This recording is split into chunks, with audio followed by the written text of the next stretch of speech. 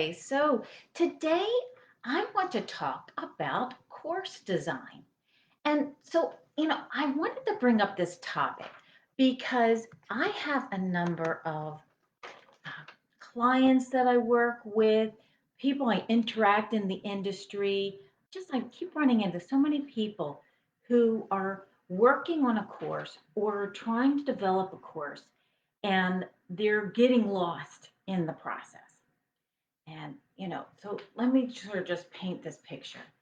Um, some of the things I'm hearing about, or, they're been dreaming about launching their own course for a long time. They have all this knowledge, are tired of repeating the same things to their clients or, you know, uh, lots of different people, and they want to record it and share it to more people, impact more people.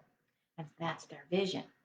But they've been dreaming about maybe for months, possibly years, that maybe they've spent thousands and thousands of dollars, like 10,000, 12,000, $20,000 taking courses, going in programs, trying to get the training they need. I know myself, I spent 12,000 on one course and I got a lot out of it, but it's a lot of money.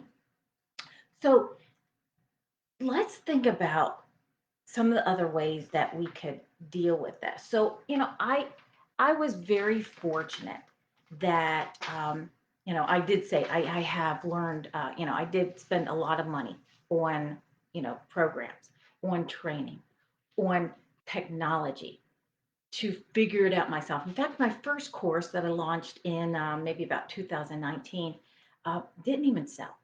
And so had spent all this time and money and energy and months developing it and designing it, and it didn't sell.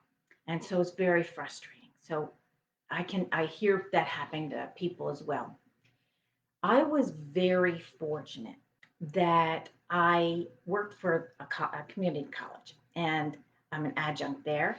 And through working there, I've had to design and develop several courses. And their department, their professional development and e-learning department, has amazing education for their professors.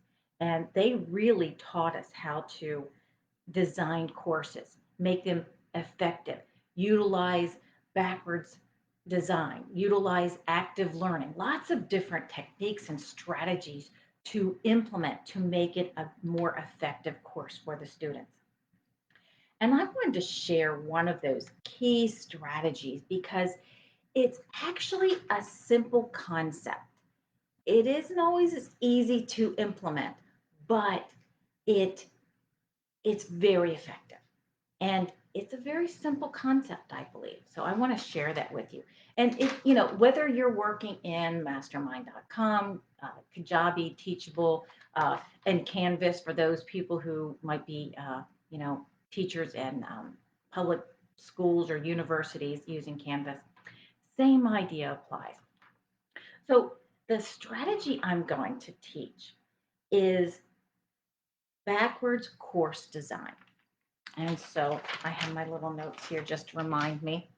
But the concept is that traditionally, when they designed courses, you started with the content and you built it out that way. This is the complete opposite. You start with what are the results that you want the students to walk away with in the course. You start there. What is it that they need to know how to do when they walk out of the classroom at the end of the semester? What are the big things that they need to know? So you start there. In fact, usually I have a major project that incorporates a lot of those things. From there, that result, you define your learning objectives that you want the students to create. And sometimes they might end up being your modules, your learning objectives for your modules. And then after that, you take another step backwards and you decide, how am I going to evaluate whether this student has gained that knowledge? Have they met the objective? Are they getting the result that I ultimately want them to do? So that's your quizzes, assignments, activities. That is how you evaluate whether they're getting the knowledge. And this is your students implementing what you have learned. I'm not saying you have to give them a quiz, though many systems have that built in and where you develop quizzes for them. I often love implementing and I provide worksheets and activities that they have to implement in their business because I work with entrepreneurs. So they have to do an activity and they have to implement it in their business. And I have guided worksheets and activities for them to do. From there, the last part is your content. So, where is the content that you can find, create, develop to support all of those things? The content to support the activity, which leads to the objective, which leads to the end result.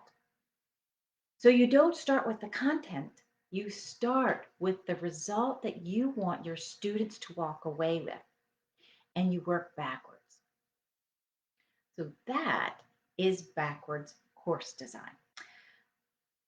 It really is not that hard to visualize when you think about it. So, but if you have difficulty or if you're having some challenges with developing your course and you're feeling frustrated, I encourage you to reach out to me. I'm starting to help people with their course design and development and implementing it for them. So if you say, hey, Helen, I just can't handle the technology and can you help me with the design? I'm here for you. So reach out. You can DM me. You can email me. I'll put I'll even put my calendar link in comments or the post. So watch for that. And until next Tuesday, thank you for allowing me to serve you.